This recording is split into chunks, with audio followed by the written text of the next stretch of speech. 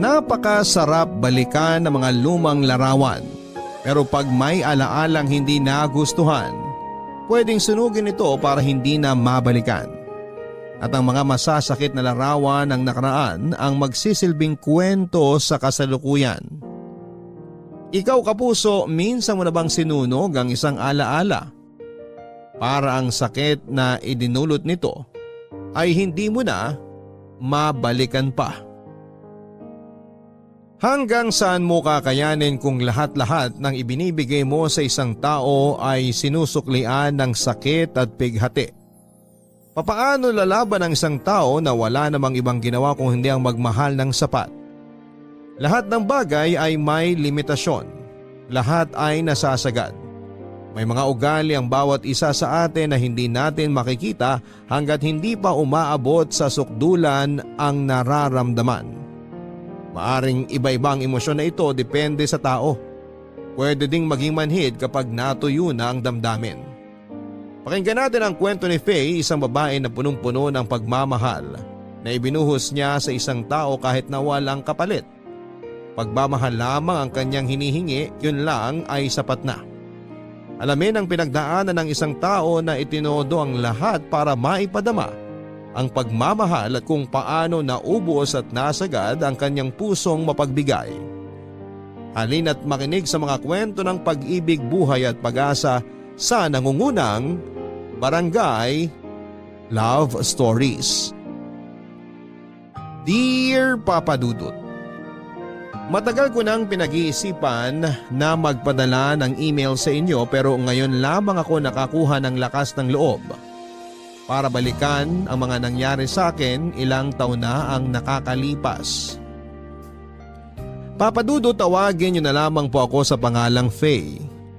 Nag-decide ako na hindi sabihin ang tunay na pangalan ko at pati na rin ang mga taong kasama sa aking kwento dahil sa maraming kadahilanan at marahil ay sa kahihiyan na rin.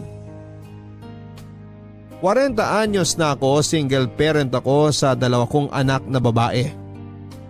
Maliit pa lamang ang mga anak ko nang mawala ang dati kong asawa. Isa siyang bombero at lagi niyang inuuna ang iba bago ang sarili niya. Sa kasamaang palad, ang pag-uugali niyang yon ang pumatay sa kanya. Namatay siya ng dahil sa sunog. Dahil inuna niyang iligtas ang isang bata, madilim na bahagi po yun ng aking buhay na pilit kong kinakalimutan.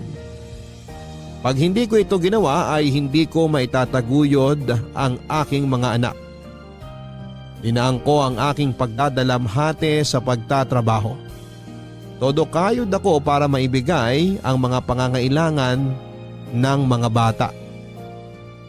Nagtrabaho ako sa isang restaurant sa May Manila. Nagsimula bilang service crew at bunga ng pagsisikap at sa awa na rin ng Diyos ay na-promote ako bilang manager matapos ang ilang taon. Wala naman ako naging problema sa trabaho. Pwera na nga lang sa isang kasamahan ko na si Lester. Security guard siya sa restaurant at noong bago pa lamang siya sa trabaho ay napansin ko na ang malagkit at kung minsan ay nakakapikon na tingin niya sa akin. Tinanong niya ako kung pwede niya akong ligawan at agad-agad akong tumanggi. Araw-araw niya akong binabati at binibigyan ng pagkain kagaya ng siopaw, mamon at kung anong abot ng kanyang bulsa na pwedeng bilhin sa tapat ng bakery. Hindi naman umabot sa puntong nababastusan ako at kahit papaano ay na-appreciate ko yung mga ginagawa niya. Pero ayoko po talaga sa kanya. Yun nga lang, hindi niya ako tinantanan, Papa Dudut. At dahil sa kakulitan niya at pagiging showy niya sa feelings niya para sa akin ay naging tampulang kami ng tukso.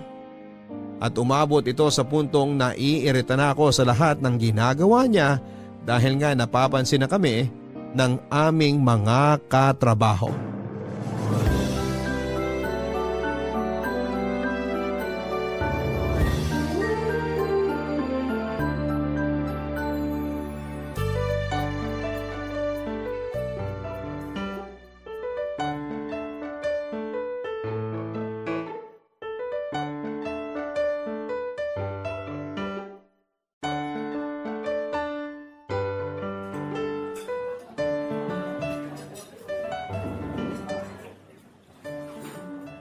Faye! Ano nangyari sa'yo? Ang aga-aga, haggard ha? Paano hindi ako mahahagard? Naglakad ako papasok dahil sa sobrang traffic. Ayoko namang malate dahil nga opening ang shift ko. Nakaka-bad trip talaga. Kailan ba mawawalan ng traffic sa Pilipinas? Kaya pala ganyan ang itsura mo.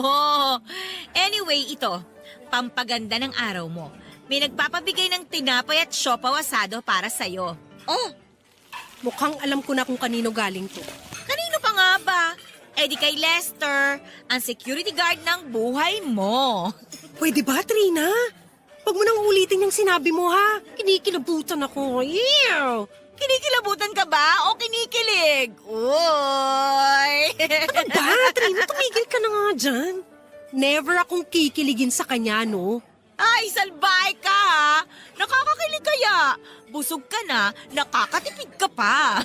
Siguro nga nakakakilig kapag nakatanggap ka ng ganyan. Pero kapag galing naman kay Lester, hindi. Alam mo yun, naalibadbaran ako sa kahit na anong ginagawa niya para sa akin. Ay, grabe! Kung makapagsalita ka, parang ang dumi naman ang tingin mo sa tao. Hindi gaano, pero parang gano'n na nga. Mukhang okay naman siya, ha? Okay na maging boyfriend mo. Kanina ka pa, ha? Hindi ko ma-imagine yung sarili ko na magiging boyfriend ko siya. Teka, baka ikaw trip mo siya. Kulit mo eh. Grabe ka naman dun sa tao. Kung wala lang sana akong jowa eh. Pero kahit wala, sa'yo na lang din. Kasi mas bagay kayo, no? Tingnan mo, oh. Mukha kang anghel. Siya naman mukhang, basta may mukha. At isa pa, napaka-sweet niya sa'yo. Tingnan mo na. Itsura nga hindi mo mapaliwanag eh.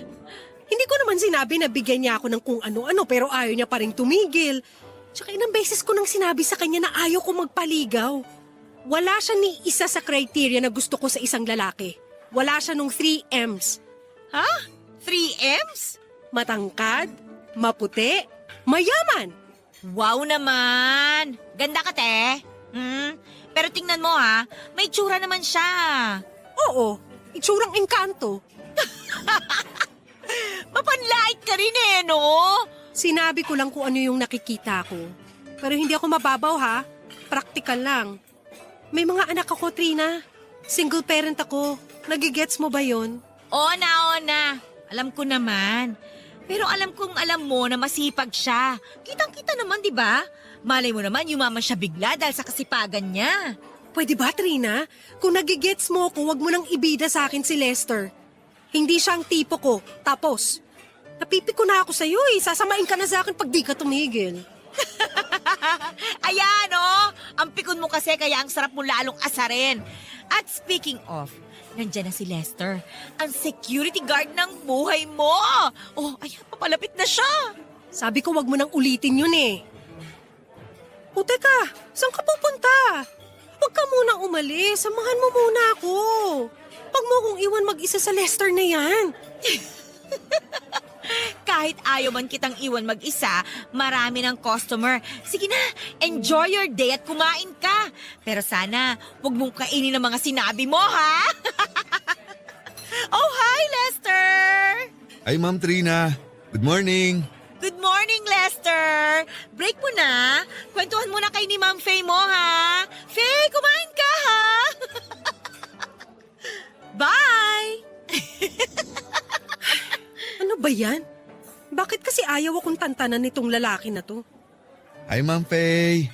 O bakit umalis ka sa pwesto mo? Baka kailanganin ka bigla doon. Nandun na po si Benjo. Gusto ko lang din malaman kung nakuha mo na yung Spanish bread at siopaw na pinasuyo kong ibigay sa'yo. Oo, nakuha ko na. Salamat. Buti naman. O ayan, alam mo na natanggap ko na. Pwede ka nang bumalik sa pwesto mo. Ma'am, Ano yun? aayain ko sana kayong lumabas bukas. Ay, wow! Saan galing yun? May trabaho pa ako bukas eh. Pero kung kaya mong bayaran ng buong araw ko, sige, sasama ako sa'yo. Hindi mo kaya, di ba? Kaya sorry, hindi ako pwede. Sayang yung kikitain ko sa isang araw dahil may mga anak ako na kailangan kong buhayin. O siya, magtrabaho na tayo. Babayaran ko po ang araw mo bukas, ma'am. Sigurado ka? Bakit? Alam mo ba ang sahod ko sa isang araw? Tinanong ko po yung kay Ma'am Trina. Sinabi po niya sa akin yung kanya. Pareho lang naman po kayo, di ba? Magkaiba kami ng sahod. Mas matagal na ako dito kaysa sa kanya. Dadagdagan ko po ng 2,000. Okay ka ba doon? Okay. Sige na. Bumalik ka na sa pwesto mo. Okay, sige. Bukas na lang po, ma'am. Maraming salamat po, Ma'am Faye. Hindi mo po pagsisisihan na pumayag kang lumabas tayo bukas. Okay. Balik na ako sa pwesto ko. See you tomorrow po, Madam Beautiful. Madam Beautiful. Yak! Ay naku! Sigurado hindi niya kayang bayaran yung isang araw ko. Pero baka naman may ipon siya at yun ang gagamitin niyang pambayad. Ha, ano ba yan? Pati ba naman yun iisipin ko pa? Makapagtrabaho na nga lang. Papadudo talagang ayaw ko kay Lester dahil sobrang kulit niya at minsan ay feeling gwapo rin siya na talagang nagpapainit ng ulo ko. Kaya lahat ng ibinibigay niya sa aking tinapay, siopaw at kung ano-ano pa ay madalas na ibinibigay ko sa iba kong mga kasamahan. Papadudot hindi sa pagmamayabang pero may itsura ako. Maraming nagsasabi na kahawig ko nga daw si Sanya Lopez na medyo malaman. Matangos ang ilong ko at makinis ang balat. Lahat ng naging boyfriend ko ay gwapo at maganda ang estado sa buhay. Talagang mataas ang kriteria ko sa isang lalaki kaya pangit man sa pandinig ng iba ay gano'n na lamang kababa ang tingin ko kay Lester. Papadudot nung inaya niya ako na lumabas ay nagbiro ako na bayaran niya ang isang araw ko sa trabaho. Alam ko kasi na hindi niya kayang bayaran yon. Kaya walang lakad na magaganap. Pero kinabukasan ay nagulat ako dahil nasa labas siya ng bahay at may daladalang envelope na may lamang pera. Hindi ko naman akalain na seseryosohin niya ang sinabi ko. At dahil na rin sa hiya ay pumayag ako na lumabas kami pero hindi ko kinuha yung pera. Hindi naman po ako ganong tao at nagkataon lang din na naka-leave ako sa trabaho ng araw na yon. Papadudod pumunta kami sa isang bar sa Malate. Kumain kami at uminom ng kaunti. Doon ay nakapag-usap kami ng maayos. Nang mga oras na yon ay nag-share siya ng mga personal na bagay tungkol sa kanya. Nalaman ko na may isa siyang anak sa kanyang unang asawa. Matagal na rin silang hiwalay. Dahil sa pag-share niya ay nag-open na rin ako sa kanya ng mga personal na bagay tungkol sa akin. Naikwento ko rin ang malagim na sinapit ng dati kong asawa. Naintindihan yung lahat ni Lester at kahit matagal ng panahon ang lumipas ay nalungkot pa rin ako pag naaalala ko yon. Pero ng gabing yon ay dinamayan ako ni Lester at nakaramdam ako ng ginhawa, Papadudot. Doon ko siya lalong nakilala. Bukod sa napakakulit niya, palabiro at mabait din naman pala siya, Papadudot. Nagkaroon din kami ng common ground. Yon ay ang pagmamahal sa mga kanya-kanya naming anak. Medyo nakonsensya ako sa mga ginawa ko sa kanyang pagsusungit at panlalait. Tama nga ang sinabi ni Lester. Hindi ako magsisisi sa pagpayag ko na sumama sa kanya. Masasabi ko na nag-enjoy naman ako sa oras naming dalawa. At dahil doon ay pumayag ako noong muli niya akong ayaing lumabas, Papadudot. Unti-unti ay nawala ang pagkainis ko sa kanya at naging maayos na rin ang pakikitungo ko kay Lester. Madalas na rin kaming lumalabas at dahil doon ay mas lalo pa kaming naging close, Papadudot. At kahit close na kami, totoo pa rin ang effort niya sa panliligaw niya sa akin.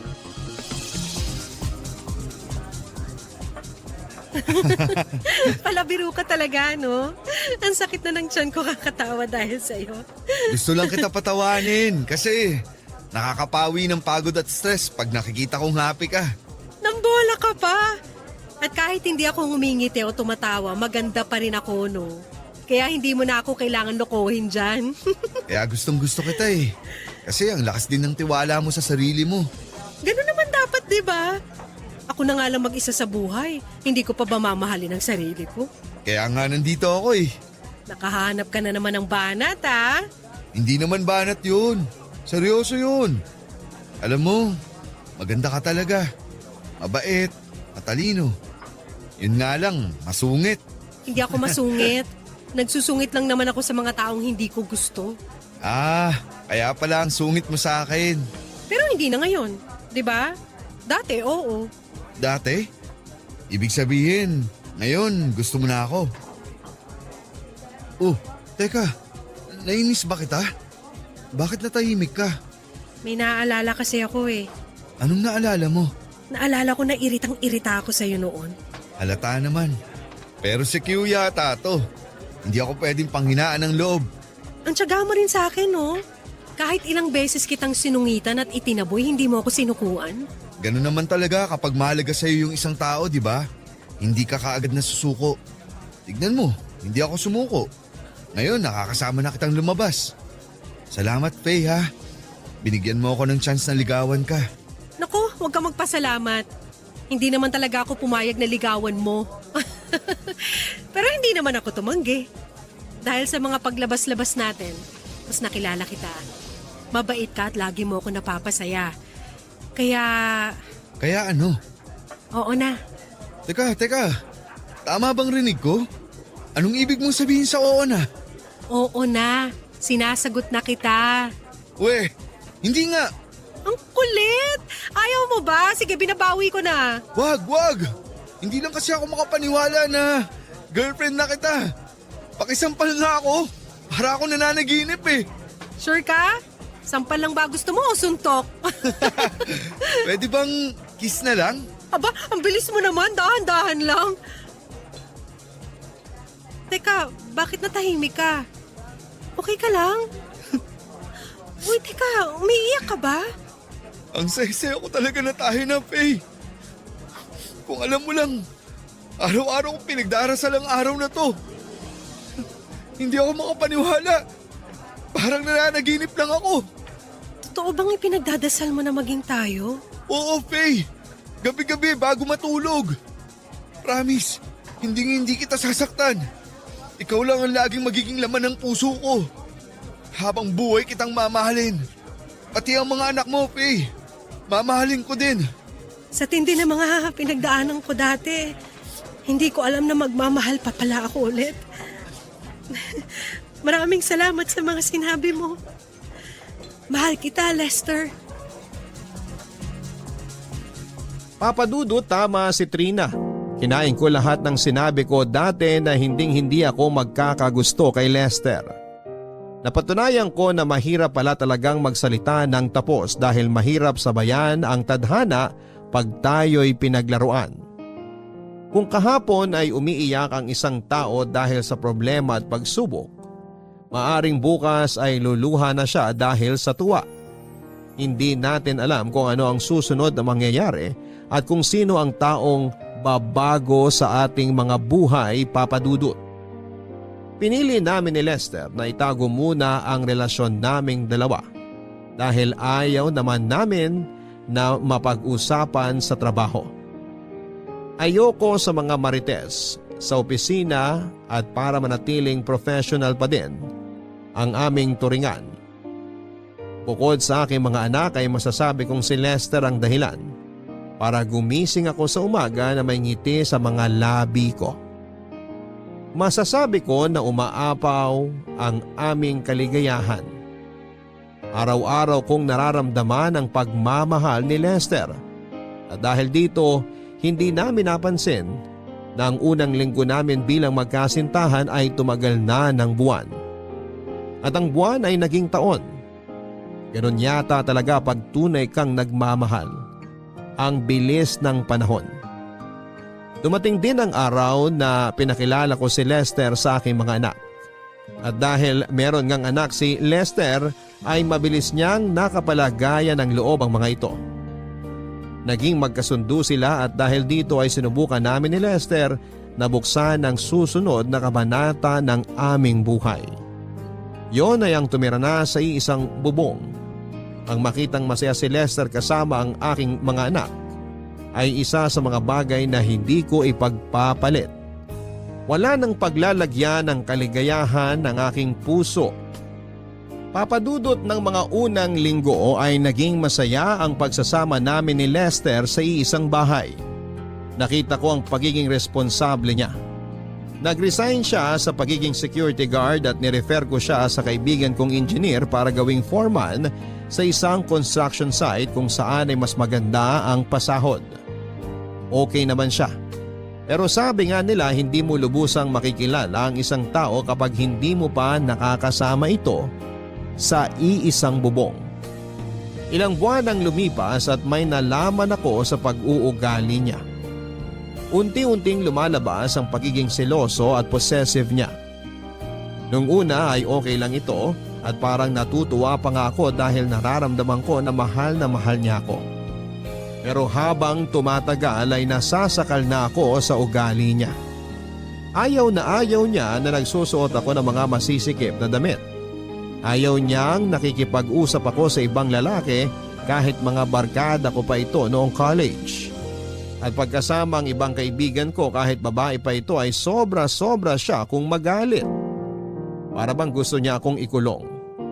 Para bang ang buhay ko ay dapat ay bahay-trabaho lamang. Pinilit ko itong intindihin, Papa Dudut. Pinilit kong alamin kung saan siya nanggagaling. Minsay hindi ko maintindihan pero dahil mahal naman namin ang isa't isa, alam kong malalampasan namin ang kapirasong pagsubok na ito. Isang Biyernes ng gabi ay nagset ng lakad ang mga kaibigan ko. Sumama ako sa kanila lalo na't despedida ng isa dahil mag-iibang bansa na.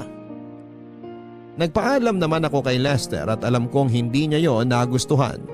Pero wala din siyang nagawa dahil may duty pa siya sa trabaho noon. Kasama ko din naman noong gabing yon si Trina. Yung dati naming kasamahan sa trabaho. At gaya ng dati ay ibiniling ko ang mga anak ko sa kapitbahay habang wala pa kami ni Lester sa bahay. Kumbaga ay naisasaayos ko naman ang lahat bago ako umalis. Kaya sigurado akong maiintindihan ito ni Lester, Papa Dudut. Sir, dyan lang ako sa tabi ng poste.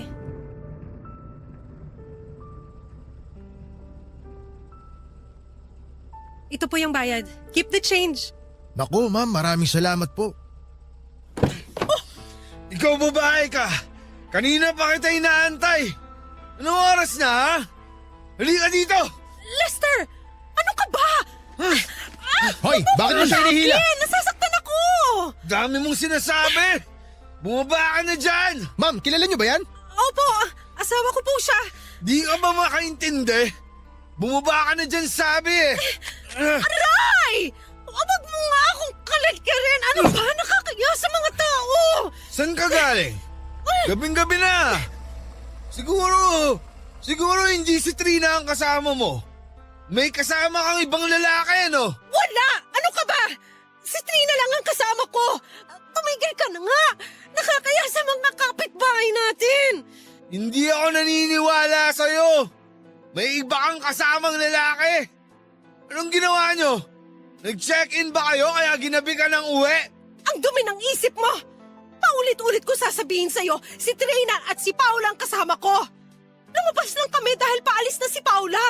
Flight na niya sa Lunes papuntang Dubai. Akala mo ba maniniwala ako sa sinasabi mo? Hindi mo ako maluloko, Faye. Akin na yung cellphone mo. Ano? Bakit? Akin na sabi! Oh, ito na. Sige, tingnan mo. Si Trina lang talaga yung kasama ko. Tingnan mo pa yung mga chat namin. Pati yung gallery, tingnan mo.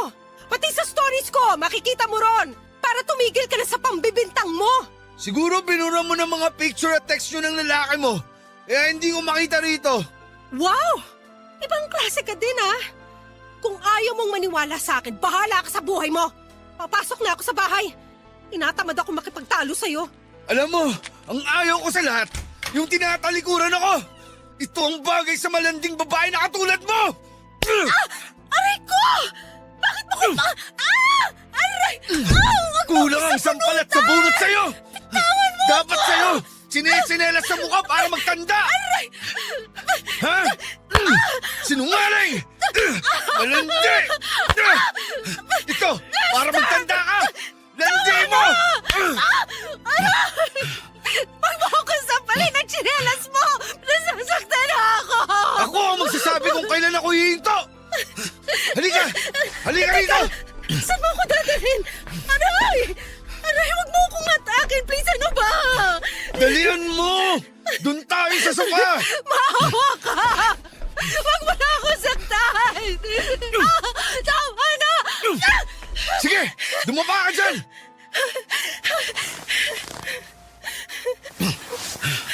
Faye, akin ka lang! Akin ka lang! Hindi ako papayag na maagaw ka ng iba!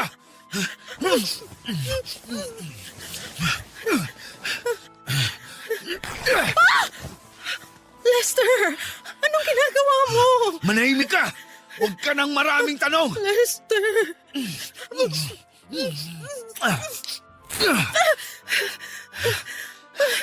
Mas maganda ka talagang tignan pag nakaubad ka eh.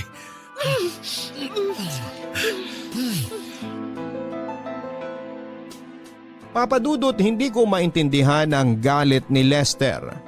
Doon niya ako unang sinaktan ng pisikal at takang-taka ako kung bakit gano'n na lamang ang pangbibintang niya sa akin na may kasama daw akong ibang lalaki. Paulit-ulit ko namang sinasabi sa kanya na mahal ko siya at hindi ko siya kayang lokohin. Hindi ako ganong babae. Nagulat din ako sa mga inasal niya ng gabing yon na matapos niya akong sampal-sampalin ay bigla akong roromansahin. Napalive pa ako sa trabaho para pag-isipan ang mga nangyari at pahupain na rin ang marka ng sampal sa akin ni Lester. Papadudot, aaminin ko na hindi lang yon ang unang beses na nasaktan ako ni Lester. Nakikita pa ng mga anak ko ang pananakit niya sa akin kaya unti-unting lumalayo ang loob nila sa Tito Lester nila. Natatakot sila dito. May mga panahon din, papadudot, na kahit walang dahilan ay sinasaktan niya ako. At pagkatapos niya akong saktan, ang kasunod noon ay ang pakikipagsiping niya sa akin. Ilang beses itong nangyayari at nagpa siya akong paalisin muna siya sa amin para makapag-isip-isip. Sa kasamaang palad ay lagi niya akong binabantaan na magpapakamatay siya kapag hihiwalayan ko siya. At dahil sa pagmamahal, umasa ako na babalik yung nakilala kong Lester, yung taong nangako na hindi ako sasaktan. Papadudot, alam ni Trina ang ginagawa sa akin ni Lester. Lagi niyang sinasabi sa akin na masyado akong nabulag sa pagmamahal ko sa kanya. At isipin ko naman daw ang sarili ko at hiwalayan ko na siya, papadudot. Pero kahit ano pa ang payo nila, ay hindi ko ito magawang sundin. Kaya naisipan niya na baka ginagayuma ako ni Lester at nagsisi pa nga siya kung bakit niya ako tinukso doon. Hindi niya lubos maisip na magkakagusto ako sa kanya dahil sa itsura pa lamang daw ay hindi na kami bagay.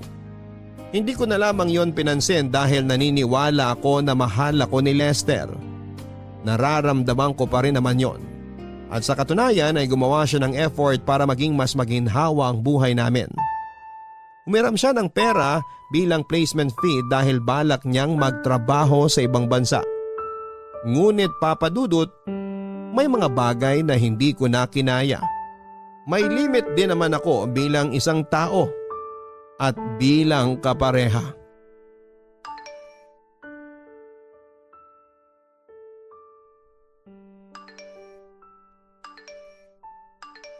Oh, naiwan ni Lester tong phone niya. Parang sunod-sunod ang nagme-message ah. Sino ba to? Anton? Hindi niya nabanggit na may kaibigan din pala siyang Anton. Imposible naman si Anton to na kaibigan ko. Kasi bakit hindi na lang siya sa akin dumiretso nag-text? Basahin ko nga itong mga text niya. Sumunod ka sa usapan na gagamitin mo lang siya ha.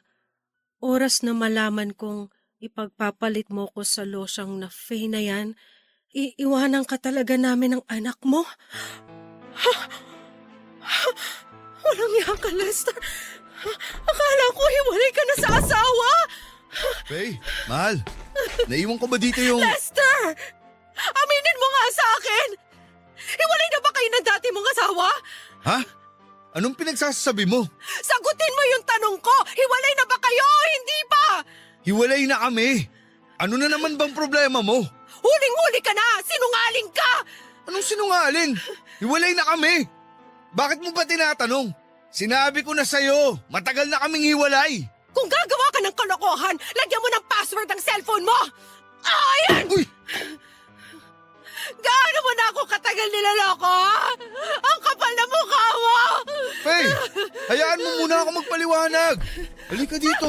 Wag mo Yayakapin akong muna kita para kumalma ka. Huling-huli ka na! Anong ginawa ko sa'yo para tratuhin mo ako ng ganito? Binigay ko sa'yo lahat! Minahal kita ng sobra-sobra pero lolokohin mo lang ako! Ginagamit mo lang ako, Lester! Faye, hayaan mo muna ako magpaliwanag. Mali ang iniisip mo. Nasabi niya lang yun kasi nanghihingi siya ng pera para sa anak namin. Huwag mo nga akong gawing tanga! Kaya pala minsan, para usan lang ang tingin mo sa akin. At kung hingan mo ko ng pera, akala mo may patago ka? Tapos na tayo! Ilalabas ko na lahat ng gamit mo. Kahit kailan, hindi ka na makakaapak dito sa pamamahay ko! Hindi! Hindi ako papayag! Magpapakamatay ako pag nawala ka! Eh di magpakamatay ka! Sa tingin mo makokonsensya pa ako? Ginawa mo na akong ATM, ginawa mo pa akong kabit? Hindi ako nagbibiro, Faye! Magpapakamatay talaga ako! Gawin mo ako anong gusto mo! Lumayas ka sa pamamahay ko! Layas! Sabing lumayas ka na! Papadudot, napakasakit na malaman na lahat ng sakripisyo, pag-unawa at pagmamahal ko na ibinigay ko sa kanya ay binaliwala niya lamang dahil niloloko niya lamang ako noong simula pa lamang. Kaya naman nag-decide ako na makipaghiwalay na kay Lester. Ngunit papadudot, tinext ako ng mga kamag-anak niya at sinabi na magpapakamatay nga si Lester. Aaminin ko na mahal ko pa rin siya. Ayokong mawala siya kaya kung totoo man o hindi ang sinasabi nila, ay pumayag ako na makipagbalikan sa kanya. Muli po ay kinain ko na naman ang mga sinabi ko. Pero marami nang nag-iba sa aming pagsasama. Sobrang laki ng pagbabago ni Lester. Hanggang sa nalaman ko, papadudot, na hindi pala niya talaga hinihiwalayan ang dati niyang asawa at may bagong babae na naman siyang kinakalokohan. Ang pinakamasakit sa lahat ay nabuntis niya ito. Sabi lang ito ni Trina dahil nakita daw niya sa isang post sa social media kung saan ay nakatag si Lester. Talagang nagawa pa nilang i-post yon. At ang hinala ko ay hindi na naman ito napansin ni Lester. Kinumpronta ko siya noon pero itinanggi niya. At parang sanay din ang puso ko na masaktan dahil ang sabi ko sa kanya ay aminin na lamang niya at magbago na siya. Kakalimutan at tatanggapin ko siya ulit ng buong buo. Wala eh.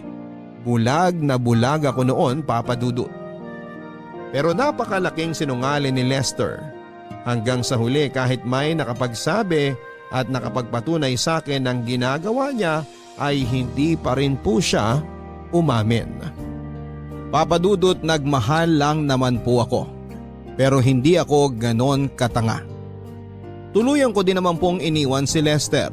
Hindi madali ang mag-move on pero alam na alam niya ng mga taong sumusulat sa iyo at naranasan kung ano ang naranasan nila. Noong mga panahon na yon ay wasak na wasak ako. Hindi lang dahil nalaman ko na simula pa lamang ay niloloko na ako ni Lester, kundi gawain pala niya talaga yon. Kaya kung noon ay walang paglagyan ng tuwang nararamdaman ko dahil minahal niya ako, dumating ako sa punto na wala ng puwang sa puso ko ang kaligayahan. Kung paano ako unti-unting pinaibig ni Lester. Kung paano niya ako sinabayan na bumuo ng mga pangarap ay siya din palang susunog sa mga ito. Sinira niya ang pagkatao ko, Papa Dudut. Dumating ang panahon na lahat ng bagay ay napabayaan ko na. Sarili ko, kalusugan ko, trabaho ko, pati na ang mga anak ko. Alam ko na maling-mali yun at hindi ko na dedepensahan. Ang lungkot sa puso ko ay wala ng paglagyan. Para akong salamin na binasag ng pinong-pino at wala ng pagkakataon pang mabuong muli. Awang-awa ako sa sarili ko, Papa Dudut, at dahil sa tindi ng emosyon na naramdaman ko ay hindi ko na napansin ang mga tao sa paligid ko. Puro yung mga nawala lang ang nakikita ko. Kaya hindi ko napansin kung ano pa yung meron ako. Hindi ko napansin ang pinakamahalaga sa buhay ko. Ma, buksan mo tong pinto! Lumabas ka na dyan, kumain ka naman na! Please, Ma! Hindi ako nagugutom.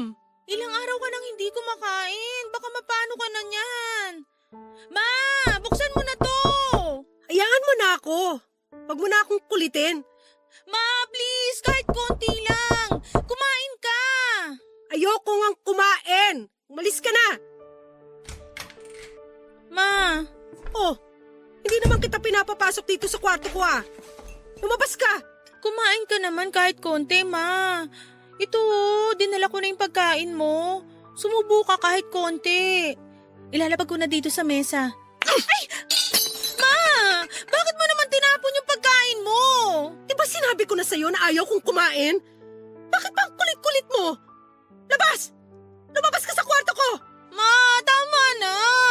Huwag mo nang pahirapan sarili mo. Nag-aalala na ako. Nag-aalala na kaming mga anak mo sa'yo. Ma! Ako, Ben! Bitawan mo ako! Ma! Huwag mo namang pahirapan ang sarili mo dahil sa walang kwentang lalaki na yun. Hindi mo alam kung ano yung nararamdaman ko.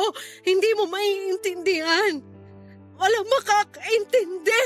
Siguro nga hindi ko alam kung anong nararamdaman mo. Pero Ma, sa mga nangyayari sa iyo ngayon, hindi lang naman ikaw ang nasasaktan.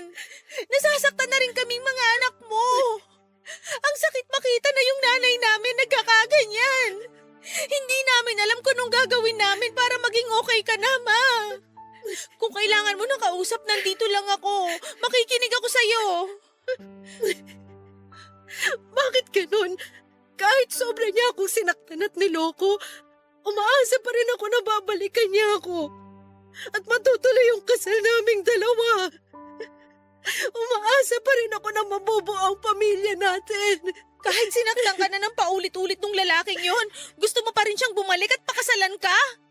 Ma, bago siya dumating, buo ang pamilya natin. Siya pa nga ang sumira sa atin eh. Ma, tama na naman. Huwag mo na ring asahan na babalik pa siya.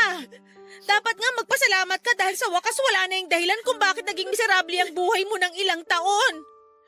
Ma, may naunang anak na siya. Tapos nakagawa pa ng isa. Baka hindi natin alam meron pang pangatlo o pang-apat. Pero mahal na mahal ko siya. Hindi ko kaya na mawala siya. Saan ka dinala ng pagmamahal na yan? Oo nga, mahal mo siya, pero siya, mahal ka ba niya? Ako, Ma, mahal mo ba ako? Kami, mahal na mahal ka namin ng kapatid ko. Ma, tama na yung kahibangan mo sa lalaki na yon. Nak, mahal na mahal kita. Pero naniniwala pa rin ako na maayos namin to ni Tito Lester mo. Magbabago pa siya.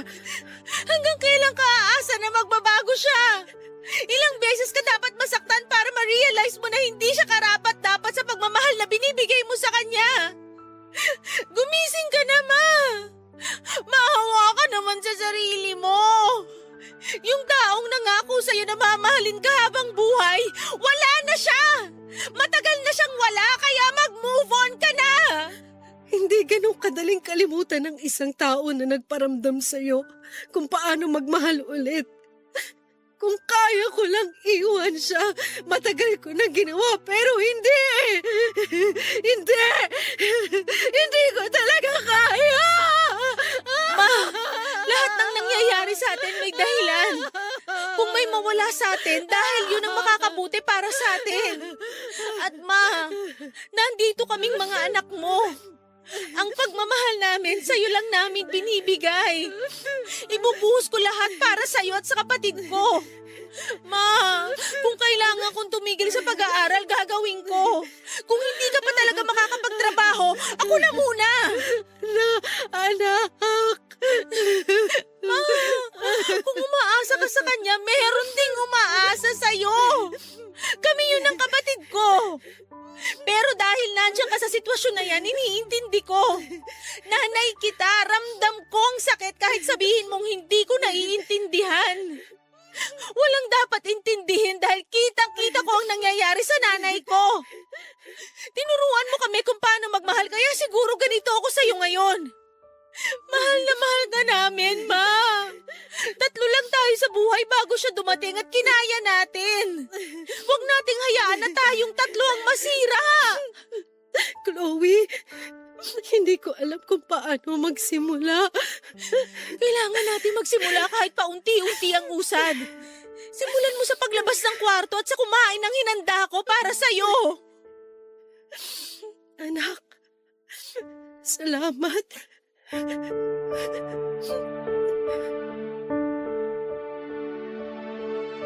Papadudot bumaliktad ang mundo para akong isang teenager na pinagsasabihan ng nanay ko. Nagising ako sa mga salita at asal na ipinakita sa akin ng panganay ko. Hindi ko akalain na manggagaling sa kanya yon.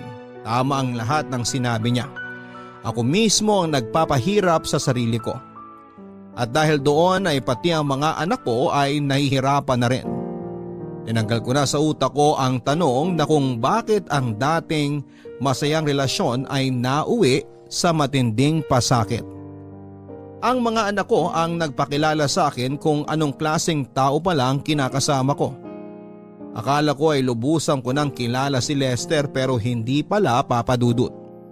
Sobrang nag-iba na ang ugali niya. Ibang-iba sa ipinapakita niyang ugali sa akin at pinaparamdam niyang pagkalinga noong unang buwan namin. Pinarealize sa akin lahat yon ng mga anak ko. Papadudod sa tulong nila ay unti-unti kong inayos ang sarili ko. Binalik ko ang dating Faye na masigla, masiyahin at nagsimula na ang healing process ko. Papadudod dumating ang panahon na kailangan ko nang mamili kung mananatili o magpapatali ba ako sa aking nakaraan o susulong at haharapin ko ang mga susunod na kabanata ng aking buhay. Kaya na-realize ko na hindi ako ang dapat na malungkot sa pagkawala ng isang tao na hindi naman talaga ako minahal at pinahalagahan. Si Lester ang dapat na malungkot dahil nawala ang taong nagmamahal sa kanya ng sobra. Tama ang mga anak ko. Hindi ko kailangan ng pagmamahal ni Lester. Sapat na ang ibinibigay sa akin ng mga anak ko. Nawala ang usok na nagpapalabo sa utak ko. Naging malinaw na sa akin ang lahat, Papadudot. Papadudot, lumipas ang ilang buwan at naging normal na ang takbo ng aming buhay.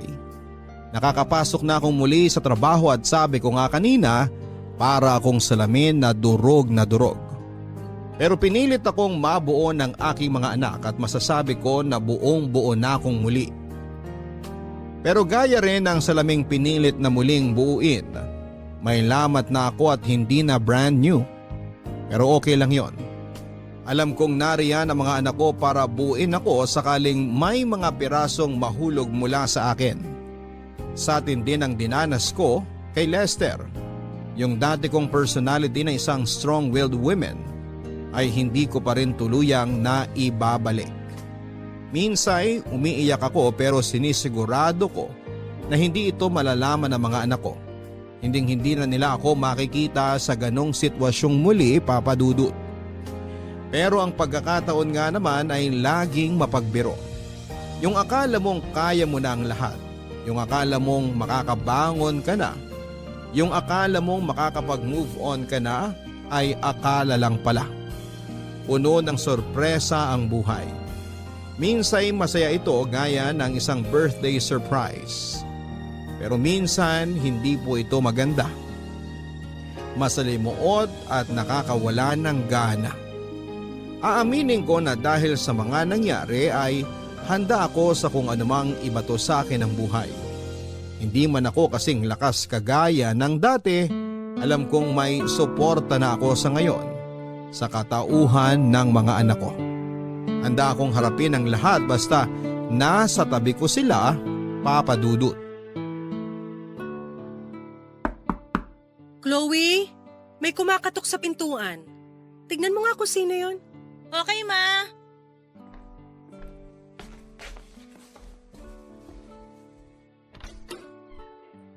Anong ginagawa mo rito? Ang kapal naman ng mukha mong pumunta dito sa bahay? Pagkatapos ng lahat ng ginawa mo? Sino kaya yun? Hindi! Bakit tinaaway Bawal ni kang pumasok. Chloe? Anak, sino yung dumating? Si Lester. Si Lester? Oo, Ma. Gusto ka raw niya makausap. Hindi ko pinapasok. Sabi ko, hintayin ka na lang niyang lumabas kung gusto mo siyang makausap. Papasukin mo sa loob ng bahay. Kakausapin ko. Pagkatapos ng lahat ng ginawa niya sa'yo, papapasukin mo pa rin siya dito sa bahay? Papasukin mo, Chloe. Pero Ma, Sinabi ng papasukin mo siya eh. okay. Pero sana Ma, huwag mong kalimutan yung pinagdaanan mong hirap at pasakit dahil sa lalaki na yan ha. Huwag ka sanang madaan sa mga sasabihin niya sa'yo. Teka lang, papapasukin ko na.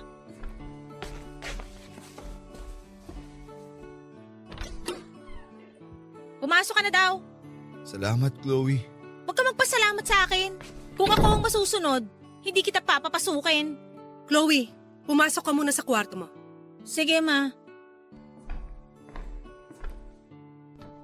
Faye, Bakit pumunta ka rito? Anong kailangan mo sa akin? pumunta ako dito para humingi ng sorry sa mga nagawa ko. Sorry? Okay, sige. Hindi kita pinapatawad. Umalis ka na. May kailangan ka pa ba? Faye, sa lahat ng nagawa ko sa'yo, alam ko na hindi sapat yung sorry. Pero sana may natitirang pagpapatawad pa rin dyan sa puso mo. Faye, nagsisisi na ako sa mga nagawa ko sa'yo. Hindi naman mawawala yung kakayahan na magpatawad. Pero binibigay lang yon sa mga taong karapat dapat bigyan at hindi ka kasama ron, Lester. Ano bang dapat kong gawin para mapatawad mo lang ako? Lahat gagawin ko. Wala kang dapat gawin dahil huli na ang lahat para dyan. Ang nakakatawa pa, yung itsura mo ngayon, ganyan-ganyan ang itsura ko nung paulit-ulit mo akong niloloko. Pero hulaan ko, iniwan ka na ng totoong asawa mo? O yung kabit? Nakakalito na eh. Please, Faye. Kailangan ko lang ng kapatawaran mo. Lester, pagod na ako sa lahat. Pagod na akong magpatawad. Pagod na akong... Faye, wala na yung magina ko. Patay na sila. Ano? Teka, ano nangyari? Kailan? Sinong mag-ina ba Yung yung... una kong asawa. At sila lang naman talaga. Sila ang buhay ko. Yung sinabi mong nakita mo na babaeng nabuntis ko. Iniwan ako noon. Pinirahan lang ako. Hindi na nagparamdam ulit. Oh, Faye. Karma ko to. Kaya wala na akong hihingin sa'yo. Hindi pera. Hindi ang pag-ibig mo. Kapatawaran mo lang, Faye. Yun lang ang kailangan ko para matahimik na ako. Lester, hindi ko alam kung anong sasabihin ko. Faye, pumasok ako nung araw na yun sa trabaho. Nakatanggap ako ng tawag na nasusunog ang tinitira naming apartment. Faye, nasunog ang magina ko. Ako lahat ang may kasalanan. Pero hindi nila deserve yun. Lalo na yung anak ko. Matanda lang ng ilang taon si Chloe sa kanya. Lori. Lori, anak ko. Tahan na, Lester. Walang-wala na ako, Faye. Wala akong trabaho. Wala akong bahay. Wala na ang mag-ina ko. Lester.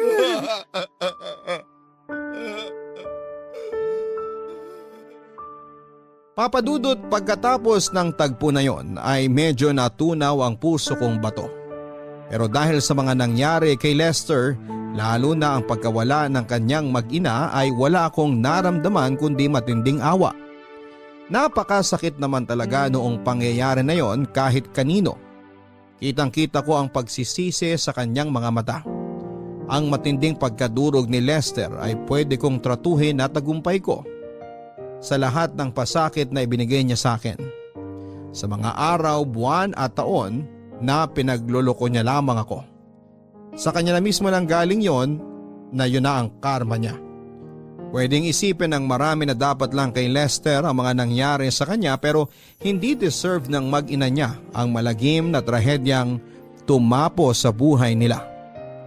Papadudot, may mga tao sa buhay natin na kailangan nating i-let go. Masasabi kong nagawa ko na ito, Papadudot, na let go ko na si Lester. Masasabi kong nakaganti na ako kahit ayoko namang gumanti. Pero parang hindi tama. May malaking butas sa puso ko at ramdam ko ang bigat noon. Inisip ko na ang butas ng puso ko na yon ay mapupunan ni Lester. Oo, Papadudot.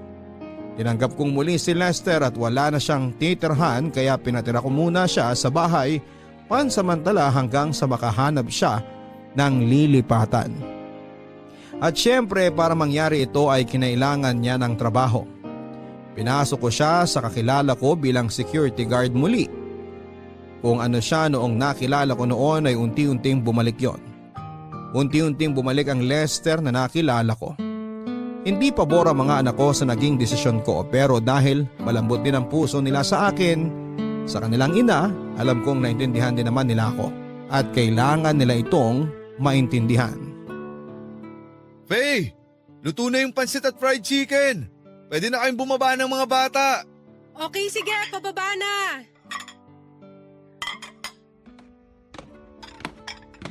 Wow! Ikaw na yung may birthday. Ikaw pa nagluto. Happy birthday, Lester. Salamat. Pasensya na kung ito lang handa ko. Sana magustuhan mong luto ko. Ano ka ba? Sigurado magugustuhan ko yan. Nakakatuwa nga kasi nag-abala ka pa talaga. Pasensya na kung hindi ako nakapaghanda Busy kasi ako Marami akong inaasikaso. Naku, wala yun. Pasasalamat ko na din to sa pagpapatira mo sa akin dito. Tawagin na natin ang mga bata para makapag... Shh! Huwag kang maingay. Ha? Bakit? Dahil birthday mo, may regalo ako sa'yo.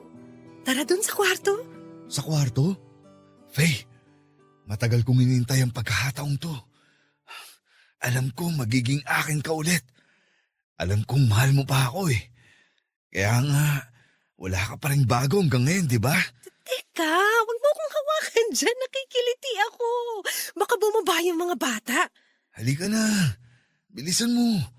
Doon tayo sa kwarto mo. O dapat bang sabihin ko na kwarto natin? Faye, hindi na ako makapaghintay. Halika na. Aray medyo mahigpit ang hawak mo sa kamay ko Pero sige, tara na sa kwarto. Yan. Yan ang gusto ko sa'yo. Bilisan mo, akit dun sa kwarto. Ayan. Oh, teka. Ano to? Surprise! Faye, bakit nandito ang bag ko? Inimpake ko na kasi mga damit mo at lahat ng gamit mo. Konti lang naman, kaya kasya na sa bag mo. Anong ibig sabihin nito? Ibig sabihin yan, makakaalis ka na sa pamamahay ko. Teka, Faye. Bakit? Anong nagawa ko? Wala na akong ginagawang masama Bakit mo ako pinapalayas? Walang yak talaga. Napakasinungaling mo pa rin. Hindi na ako yung tangang Faye na mabibilog mo. Naalala mo naman siguro yung nasunog mong mag-ina, no? Ha? Oo naman. Di ko sila malilimutan. Ano bang... Yung nasunog mong mag-ina, hinahanap ka sa dating restaurant na pinagtrabahuhan natin. Sandali, paano nangyari yun eh? Tumigil ka na! Anong klaseng tao ka? Ay, teka! Hindi ka tao! Demonyo ka! Biruin mo, pinalabas mong namatay ang mag-ina mo sa sunog? Bakit yun ang naisip mong idahilan sa akin? Para kaawa-awa ang dating mo? Ang galing mo! Sinunog mo sila sa kwento mo dahil alam mong maaalala ko yung nangyari sa asawa ko dati? Faye, magpapaliwanag ako. Tapos na ako dyan! Wala na ako natitirang kahit na ano para sa'yo. Alam ko na ngayon kung sino ka talaga. Yan ang tunay na ikaw. Yung mga pinakita mo noon, yun ang maskara mo para makagawa ng mga kademonyohan sa ibang tao. Ah, ganun ba? Eh di kung alam mo na pala lahat at tingin mo sa akin demonyo, eh di susunugin ko na lang kayo dito ng mga anak mo. Tototohanin ko na ngayon. Susunugin ko kayo para magsama-sama na kayo ng asawa mo. Lester, wag ka nang kung ano-ano pang sinasabi. Naririnig mo ba yon? Mga pulis yun, Lester. Tinawagan na sila ni Chloe kanina pa. Dahil alam kong pwede mo kaming saktan ng mga anak ko. Faye, nasabi ko lang naman yun kasi nabigla ako. Kasalanan talaga ng babaeng yun kung bakit ko sila iniwan eh. Walang kwentang tao kasi yun. Makapal talaga ang mukha ng hayop na yun. Faye! Hahayaan na sana kita makatakas eh, kaya lang pinagbantaan mo pa ang buhay namin ng mga anak ko. Makakasuhan patuloy kita. Kung ako sa'yo, kunin mo na yung bag mo at tumakas ka na. Faye naman! Nakikiusap ako! Faye! Happy birthday, Lester! Papadudot buti na lang at mabait at accommodating ang mga pulis na nakipagtulungan sa amin ni Chloe. Dumating sila ng gabing yon. Inasahan ko na talagang mananakit si Lester pero hindi ko inasahan na pagbabantaan niya ang buhay namin ng mga anak ko at susunugin ang bahay namin. Dali-dali niyang kinuha ang kanyang bag at tumakbo palabas. Hanggang sa nakarinig ako ng ilang putok ng baril. Hindi siya tumigil nang tawagin siya ng mga pulis at nanlaman daw ito ng akmang dadamputin na nila. Kaya nabaril si Lester at napatay. Mabilis ang mga pangyayari, hindi ko nasaksihan ang mga naganap. Sinabi ko ang lahat ng dapat malaman ng mga pulis at doon ay natapos ang buhay ni Lester. Sarado na ang kaso at sa hindi inaasahang pagkakataon ay muli akong nakaramdam ng ginhawa dahil pa din kay Lester. Sa totoo lang papadudot kahit humingi siya ng kapatawaran kung nasaan man siya ngayon ay hindi ko maibibigay yon sa kanya. Kung kaya niyang sunugin ang sarili niyang anak sa kwento, baka kaya niyang totohanin yon sa mga hindi niya kaano-ano. Ang pagkamatay niya ay magsisilbing hustisya para sa mga buhay na nasira niya. Sa ngayon ay single pa rin po ako pero masayang masaya sa piling ng mga anak ko. Naging magulo at masalimuot man ang takbo ng buhay ko noon. Tahimik at komportable na ito sa ngayon. Nakakatulog kami ng mahimbing sa gabi dahil alam kong may isang nabawas na masamang tao sa mundo. Maraming salamat po sa pagbasa ng email ko, Papa Dudut, at sa ating mga kabarangay. Salamat po sa inyong pakikinig. Sana po ay may napulot po kayong aral sa kwento kong ito. Ang inyong kabarangay forever, Faye. Hindi palagi masaya ang buhay pero kaya natin itong subukan. Sadyang may mga tao lang na gagawin ng lahat para makapanglamang. At kadalasan ay nauuwi ito sa kapahamakan. Pinatibay ka, Faye, ng mga masasakit na pangyayari sa iyong buhay. Tama yan, nasa anak mo paikutin ang iyong mundo at ituro mo ang mga tama na natutunan mo sa buhay. Maaring wala na si Lester ngayon pero sana ay magkaroon ng kaunting pag-asa ang iyong puso na patawarin mo siya. Maaring hindi ngayon pero sa mga susunod na panahon. Hanggang sa muli, ako po ang inyong si Papa Dudut sa mga kwento ng pag-ibig, buhay at pag-asa. Sa Barangay Love Stories #1.